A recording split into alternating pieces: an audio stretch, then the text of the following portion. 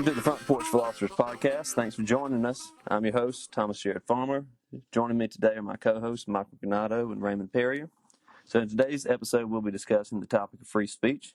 Specifically, we'll be addressing the question as to what makes speech free, are there ever limitations on speech, and is censorship ever justified, etc. So without further ado, let's get to it. All right. First off, let's talk terminology. So what exactly do we mean by speech? What makes it free? Michael, you want to give us some thoughts? Absolutely. So what I was thinking of, and I probably should have ran it by you guys first, but I was thinking I could, both you and Raymond would probably be better at speaking to the philosophical implications and understandings of what speech is. So I was just going to say a little bit about the historical context, and especially because oftentimes when I hear conversations about free speech, the historical context is neglected. So the idea of speech and the idea of freedom of speech is a concept within the history of thought that is relatively new. I mean, you could see like shades of this in like Roman law and stuff like that. Maybe a little bit with the Greeks, but the idea of free speech, especially free speech as a right, and as a right that we're entitled to, I think that's most clearly established during the Enlightenment period. And so when we talk about free speech, I think necessarily we're also talking about the idea of individual rights. And of course, when we're talking about individual rights, we're talking about the individual's right to what and from what. And I think the answer to both of those questions, we're talking about this within the context of the government, right? An individual has a right to speech, specifically speaking. I think the individual has a right to talk about the government without fearing any sort of repercussion from the government as an entity. Yeah, so essentially, is it an inalienable right granted by God, or is this like a provisional right that's granted by governments? And then, of course, speech from, freedom of speech from what? Namely, governmental interruptions, right? Or persecution. Do you want to add anything to that, Raymond? Yeah, I think let's keep going with the conversation as it is and talk more about the current sort of historical phenomenon of free speech, the idea for our context, and then I want to get into hate speech because I think that provides an interesting point of discussion that's relevant for what people are interested right now. Well, historically, I mean, you think of something like the First Amendment to the Constitution, right? There, free speech. You have a number of free speech. You have a number of free speech cases. Now, the one that comes to mind for me is Brandenburg versus Ohio, specifically in the context of this conversation, which was a decision which was made in 1969, where basically the court held that the government cannot punish someone for merely inflammatory speech unless that speech is, quote, directed to inciting or producing imminent lawless action and is likely to incite or produce such action. So basically, it's not just suppressing someone merely advocating violence, but instead that speech has to go directly towards some action. So this makes me think of there's a quote from Plutarch where he says that speech is the shadow of an act, right? That speech confers, or it's the groundwork for some intention, as it were. And unless that speech is sufficient to lead a reasonable person to believe that they are in harm, then this has traditionally within the United States been kind of the cutoff point. So in American law, there's obviously things which are not protected. So the First Amendment, for example, doesn't protect like obscenity. It doesn't protect defamation. It doesn't protect a number of different things. You can't say fire in a crowded theater, for example. So there are instances wherein the First Amendment does not protect speech. The issue, I think, philosophically is not just that legally there's a gray area there, but should speech always be open? And if not, do we have a philosophical ground for saying that some speech is unacceptable and that some sort of censorship, however defined or constituted, needs to be exercised over unacceptable speech within a society? So, with that in mind, what do you think about hate speech in general, right? So, people say that they are for free speech, but they are opposed to hate speech. I mean, is hate speech something outside the bounds of free speech, or how would one go about defining hate speech in the first place? It seems like a nebulous idea. Yeah, I think it's nebulous simply for the fact that it's more of a social construct than it is, a legal uh, phrase.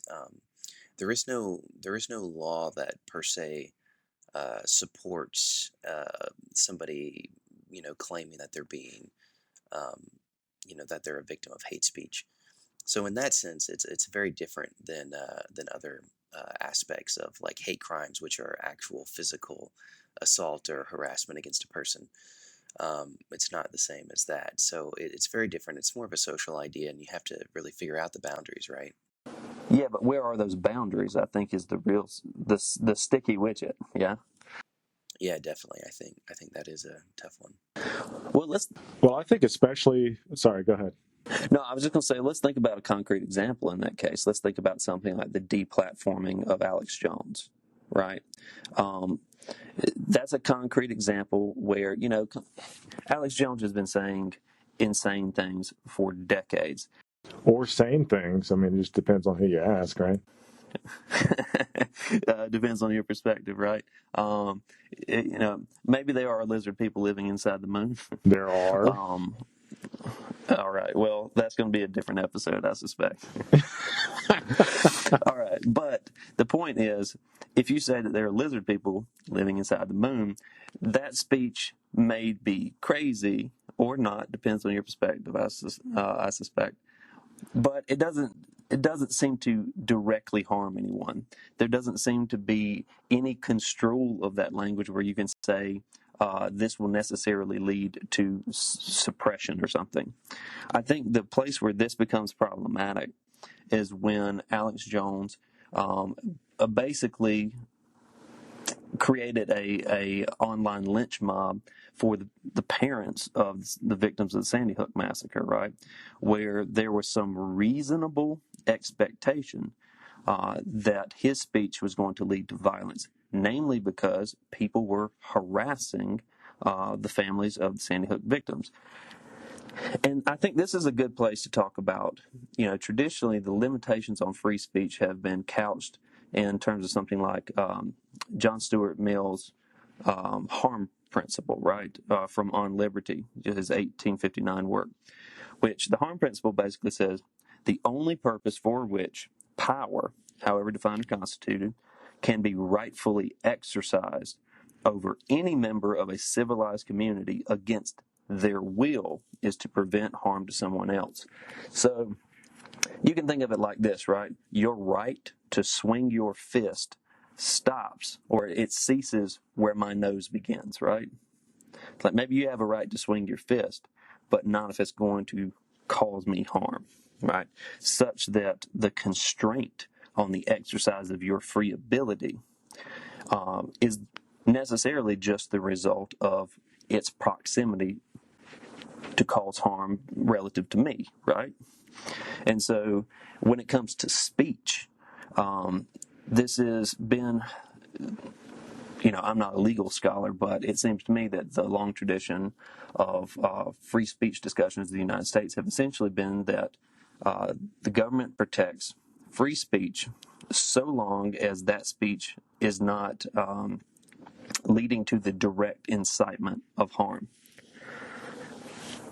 And that would be something like, the Brandenburg v. Ohio case, because that case dealt with a Ku Klux Klan rally, right? And they wanted to suppress the speech relative to that, because the speech within certain speakers that were at the rally were saying that they were seeking retribution on racial minorities, and people were saying, well, doesn't this seem like it's a violation of something like the harm principle? Well, that really depends upon how reasonable of an expectation the recipients of such speech have about that speech leading to violence. Yeah, and I think this ties into a question that you asked before, Jared, when you asked, like, what sort of limitations are we going to place on free speech? And I would say that, historically speaking, the United States and the United States government has traditionally has sided on the form of free speech as an absolute right of the individual, even protecting things that we would normally call hate speech, such as in the case that you just mentioned. And we've never and most of the times we have this conversation about free speech. Of course, we're talking about it within an American context, but we've taken that more liberal approach, I guess you could say.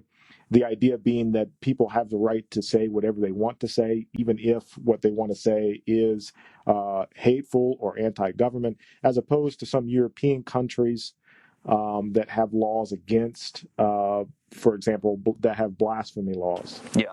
That you can't make certain types of speech against certain religious groups because that crosses the line into hate speech. Yeah, I mean, other limitations on things. I mean, we have, as I mentioned before, fraud, obscenity, defamation, actual threats of violence, copyright infringement, the revealing of classified information, which that was an interesting relative to free speech as well. So, like the revelation of classified information, whether or not you have laws which do or do not protect whistleblowers, and under what circumstances, right? Right.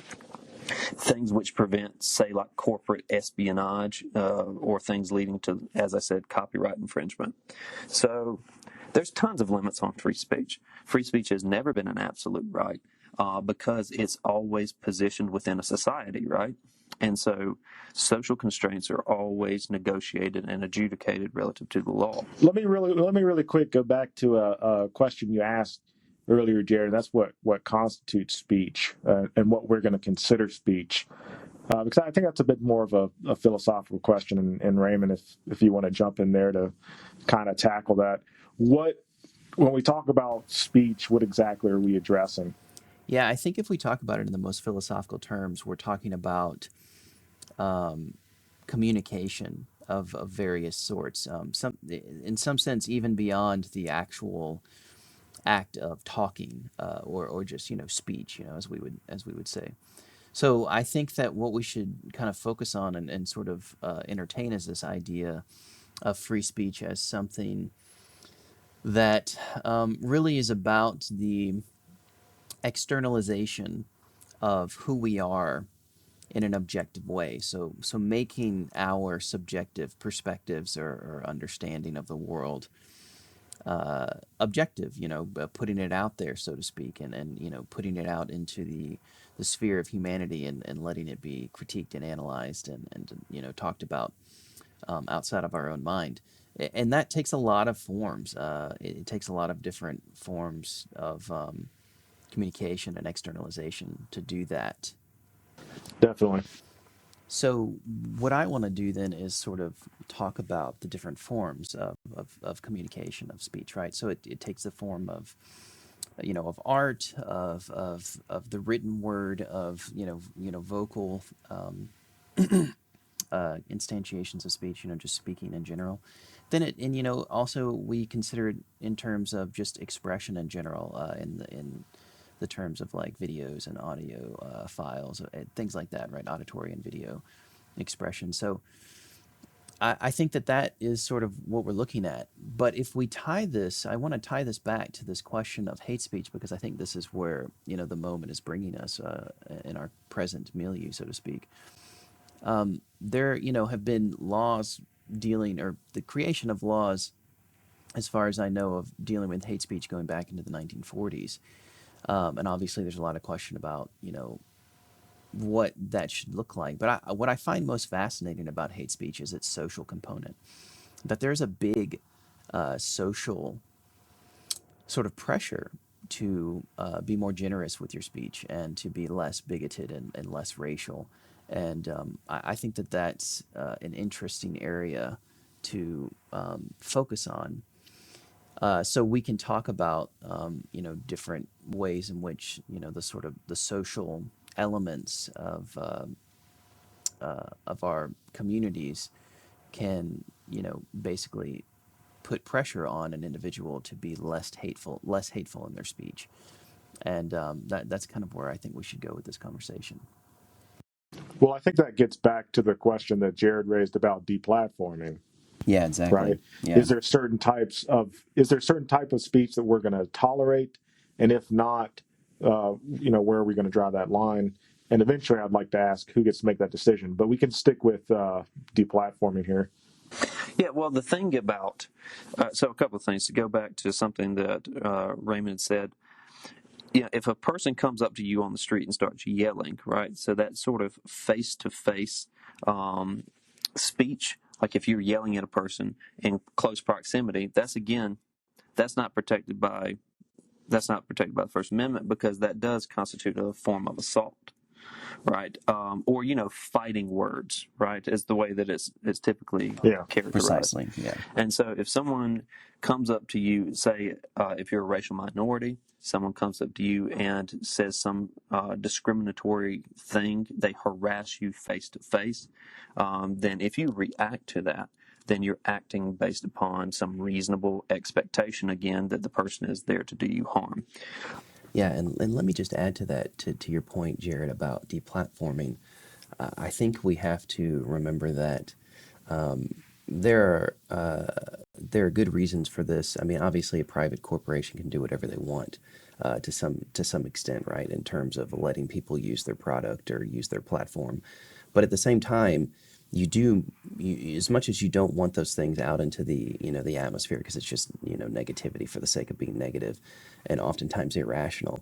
You want to be able to engage those discourses and shut them down in a more organic way, right? You want to be able to push them to justify their thinking so that they will inevitably, look ridiculous, I think. So that's something we have to Right. consider as I well. think that what you said is really important, though, this idea Yeah. that too much of the context these days has been on suppressing things determined to be hate speech. Now, obviously, no one no one should be advocating for speech which attacks people based upon their, sexual orientation, the color of their skin, their ethnicity, their, country of origin, etc. But how do you go about dealing with that sort of language? Is deplatforming the healthiest way to do it? And I think some people would say that it's just not. It doesn't move the conversation forward, as you say. It certainly doesn't give you moral high ground, I think. And so Indeed. the issue is adjudicating between these two things: the potential harm caused to the victim by that speech, and then who does tolerance protect in such a case? Yeah. And then the other issue is how do you deal with the person who is offering the speech? Are they the sort of person that you can negotiate with, right? That you can have a reasonable conversation and maybe change their mind. Punching Nazis doesn't change the mind of a Nazi. It may help protect the potential victims of the Nazis. It may certainly make you feel better. I mean, by punching a Nazi, surely there's something cathartic in that. But if the goal is to change the Nazi's mind, and thereby eliminate the threat in the most fundamental sense, then you have to say that that's counterproductive.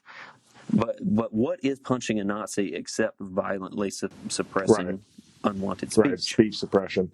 I'm still kind of open because it's an issue that I go back and forth on a lot, as to like asking the question like what we're going to tolerate and what we're not going to tolerate.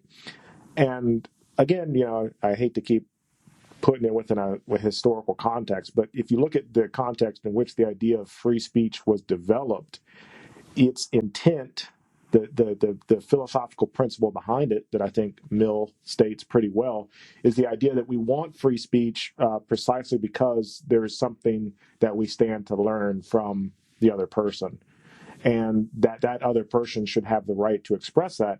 And if you look at this, especially within the early Enlightenment and the scientific revolution, free speech is essential to that. It's essential to people being able to stand up and say, hey, you know what? This is actually not how things work. And it's because of that platform that some of them had and that some of them didn't. Some of them were burned at the stake, But eventually, people, once free speech becomes a commonly accepted virtue, people start to have an open mind towards these things. But at the same time, I don't think Mill could have foreseen the racial / genocidal tendencies of the 19th and 20th century. Like, what do we do with free speech in the wake of the 20th century, for example? Yeah, I mean, the thing about, yeah, the prescience of all of this, right? Um, there's a couple of different contexts for this, right? If you're talking about the free exchange of ideas between diametrically opposed opinions, when it comes to something like trying to break out of internet echo chambers, then you can see that as a virtuous thing, right? You have two people who are not communicating with each other, and that increases polarization, and it increases the ease with which we other people, right? That we no longer think of people who disagree with us as people of goodwill and good faith who we happen to disagree with, but instead we see them as an enemy that we have to, protect against. Obviously, the free exchange of ideas there is helpful because you start to see the person as maybe not someone with whom you have a natural rapport. Maybe their ideas are still not acceptable to you, but you can at least understand where they're coming from. Yeah. Again, the issue in all of this is how far do you go in accepting speech which is advocating for violence, particularly violence against people who do not have a great deal of power in society, violence against women, violence against racial minorities, against just any group of traditionally disenfranchised people. So, I mean, when you see the return of anti-Semitic speech in Europe, when you see anti-immigrant speech in the United States, and you know that this leads to violence, right? So there's been increased instances of violence against the Jewish community Yeah. worldwide. There's been increased violence against African Americans here. And you have to say, how do we position ourselves relative Yeah. to this problem of speech and the Right. problem, Right. more essentially, of violence? And I think that, but again, I think that this principle is at least a good starting point to say that at base, if you do not have reasonable expectation, like reasonable expectation that what is being said is going to directly lead to violence, then you should allow the speech into the marketplace of ideas, and reasonable people should be given the tools and resources to dismiss it. Yeah. You have to allow a speech that you find repugnant, and you have to hope that people will be reasonable enough to find it repugnant. And obviously, that's not always going to work out, but this becomes really important, I think, for advancing the conditions for free Right. speech. But that assumes that people are reasonable.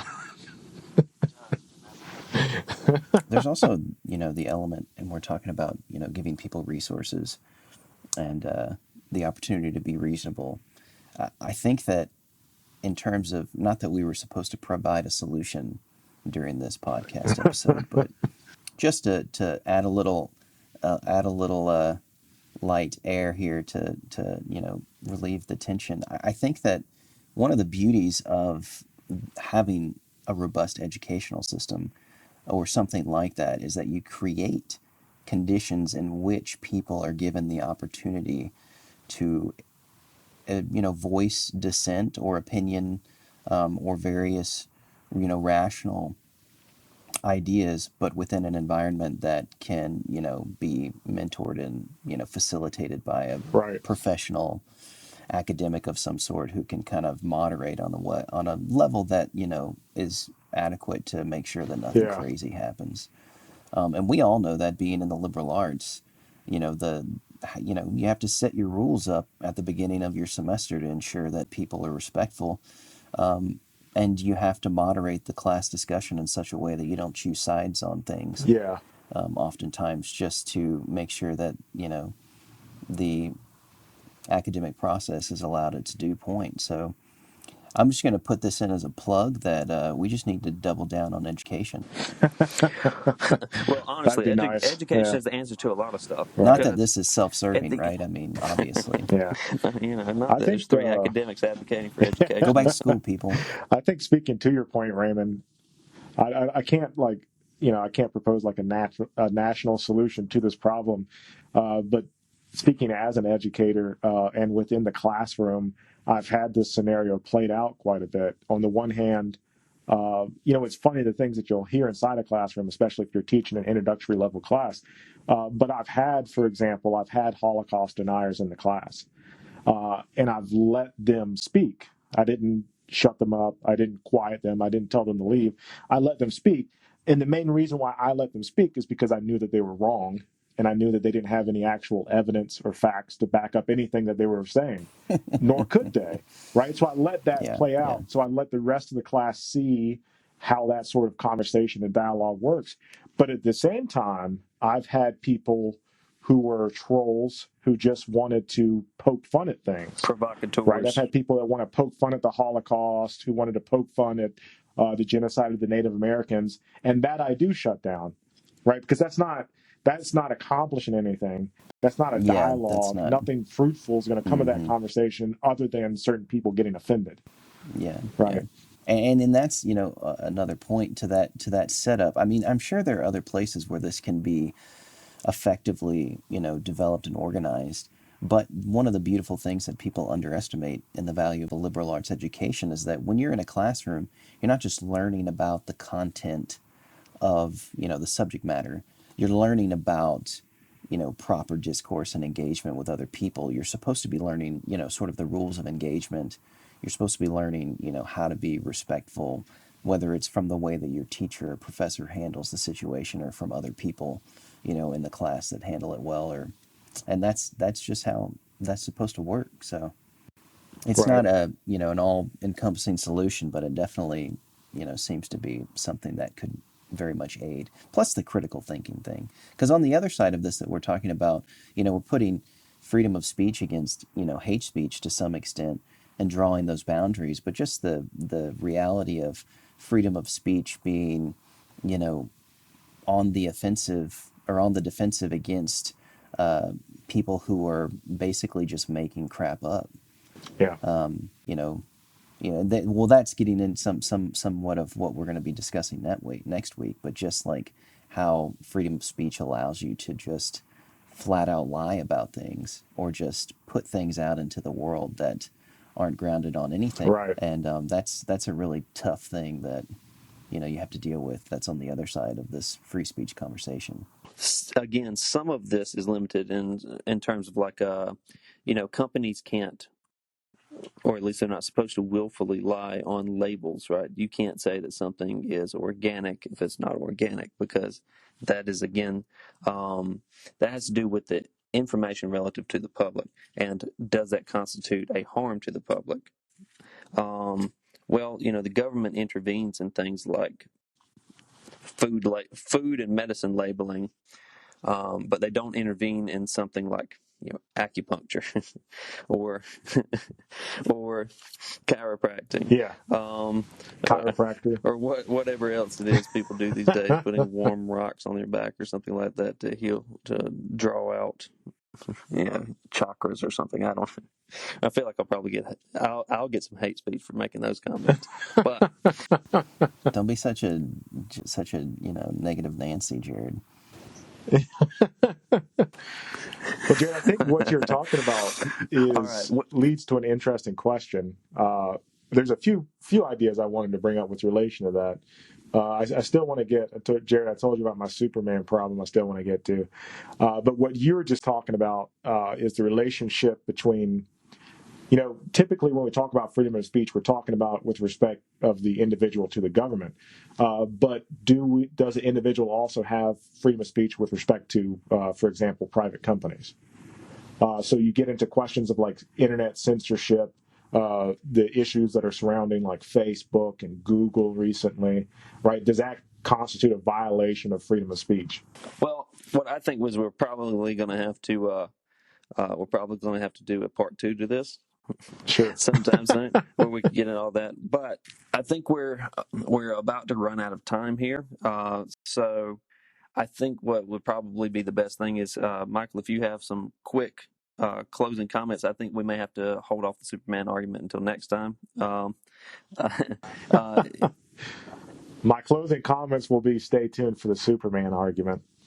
all right, Raymond, your closing comments. Let's just add in that this will tie in nicely to next week's podcast too. All right. Well, I think we have to leave it there. Thank you for joining us. Thanks to my co-host Michael Granado, Raymond Perrier. I'm Thomas J. Farmer. This has been Front Porch Philosophers podcast. Please join us next time as we ask the question: are people really entitled to their opinions, facts, opinions, and the public square? See you then. Have a good week.